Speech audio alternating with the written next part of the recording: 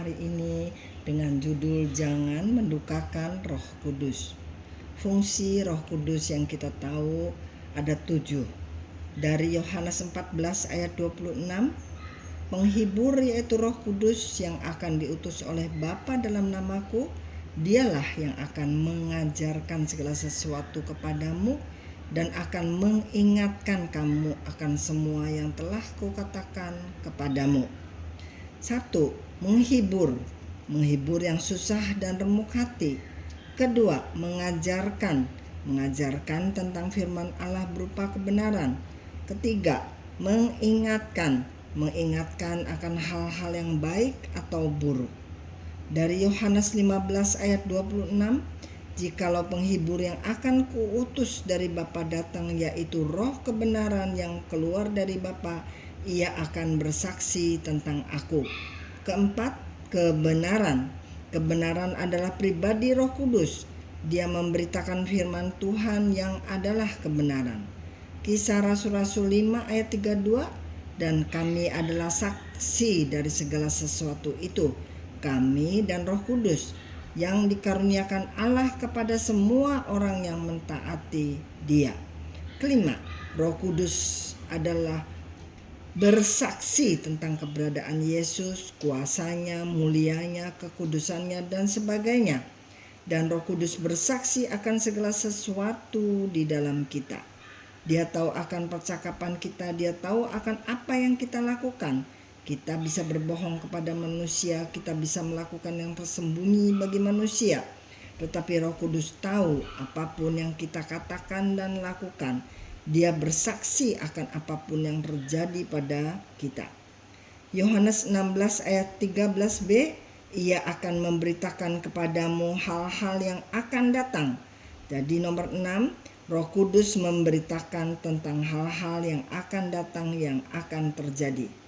Kisah Rasul-Rasul 4 ayat 31, dan ketika mereka sedang berdoa, goyanglah tempat mereka berkumpul itu, dan mereka semua penuh dengan Roh Kudus, lalu mereka memberitakan firman Allah dengan berani. Dengan pengurapan Roh Kudus, 7. Dengan pengurapan Roh Kudus kita merasa berani karena ingin sekali memberitakan firman Allah. Kita lihat ayat dari Efesus 4 ayat 30, dan janganlah kamu mendukakan Roh Kudus Allah yang telah memeteraikan kamu menjelang hari penyelamatan. Dengan apa kita bisa mendukakan Roh Kudus? Sesuai dengan fungsinya Roh Kudus di atas, kita bisa tahu apa saja yang mendukakannya. Kesatu, menghibur. Setelah peristiwa demi peristiwa dan orang tersebut tidak dapat dihibur, orang tersebut tetap tenggelam dalam penderitaannya dan menganggap penderitaan tersebut segala-galanya, Roh Kudus akan berduka karenanya. 2. Mengajar. Apabila orang tersebut tidak dapat diajar, Roh Kudus berduka. Dia akan menyerahkan orang tersebut pada nafsu kebodohannya. 3. Mengingatkan. Roh Kudus akan menolong kita mengingatkan akan semua hal yang terlupa untuk kebaikan kita. Dia akan berduka karena kita tidak meminta pertolongannya. 4. Roh kebenaran. Kebenaran adalah pribadi Roh Kudus. Dia memegang kebenaran yang semuanya sudah tertulis di Alkitab. Jadi sebagai saksi kehidupan seseorang, dia yang paling mengetahui apakah orang tersebut memegang kebenaran atau tidak. 5. Memberitakan hal-hal yang akan datang. Roh Kudus memberitahu kepada kita tentang hal-hal yang akan datang, yang akan terjadi, yang perlu kita ketahui untuk kebaikan kita. Dia akan berduka apabila orang tersebut mengabaikannya. 6. Memberitakan firman Allah. Keinginan Roh Kudus adalah memberitakan firman Allah. Dia akan berduka apabila orang tersebut mengabaikannya. 7. Bersaksi tentang Yesus dan kita.